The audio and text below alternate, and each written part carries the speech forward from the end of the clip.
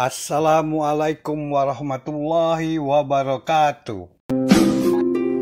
Ya, bahkan dalam beberapa riwayat disebutkan sebagai penduduk surga, istrinya dalam surga berapa? 70 orang dari bidadari selain istrinya. Nah, Masya Allah. Di dunia baru ngomong mau nikah aja udah lempar piring, udah terbang piring dari dapur. Ya.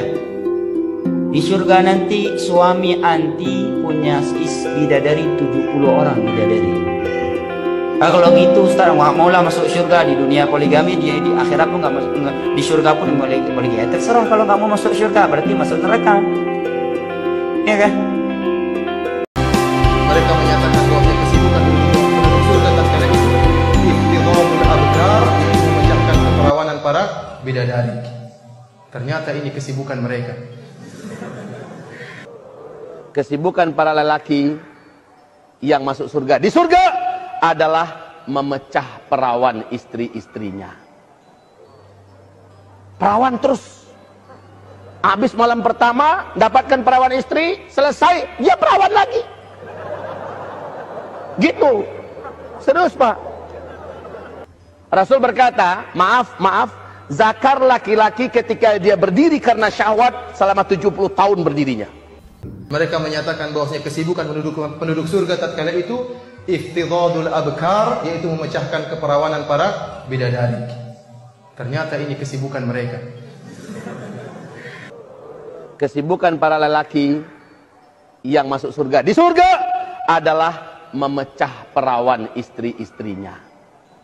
Di Al-Quran tidak ada bidadari untuk seks, yang ada sebagai pelayan. Menuduh bidadari di surga semata-mata untuk seks berarti Salafi Wahabi di dunia adalah penjina yang tidak mau berperang, karena hadis itu ditujukan untuk penjina yang tidak mau perang.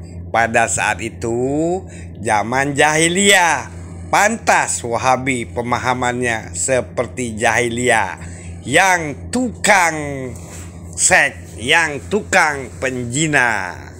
Di Al-Quran bidadari itu sebagai pelayan. Kalau suami mendapat bidadari sebagai pelayan, tentunya istrinya juga.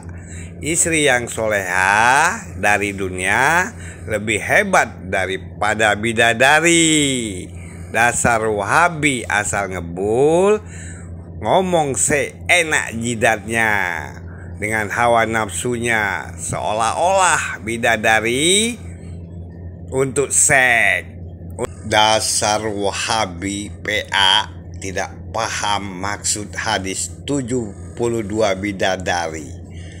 Maksud hadis 72 bidadari itu untuk orang-orang penjina yang tidak mau berperang. Maka Nabi Muhammad bersabda kepada orang-orang penjina itu supaya ikut perang.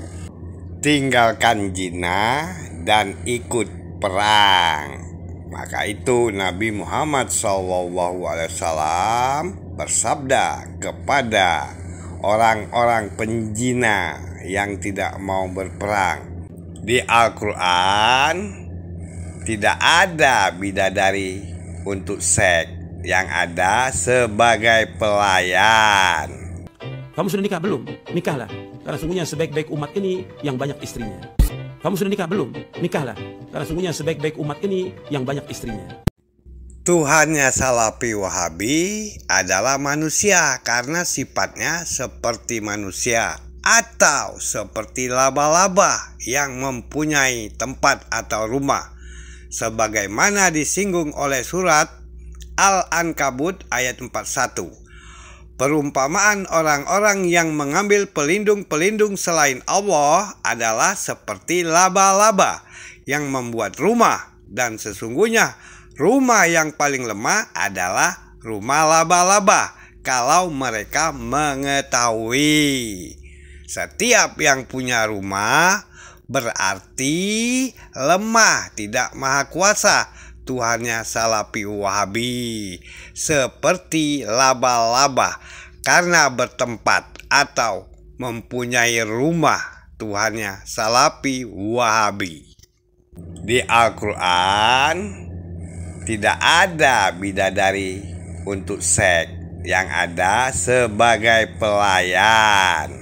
Menuduh bidadari di surga semata-mata untuk seks berarti Salafi Wahabi di dunia adalah penjina yang tidak mau berperang, karena hadis itu ditujukan untuk penjina yang tidak mau perang.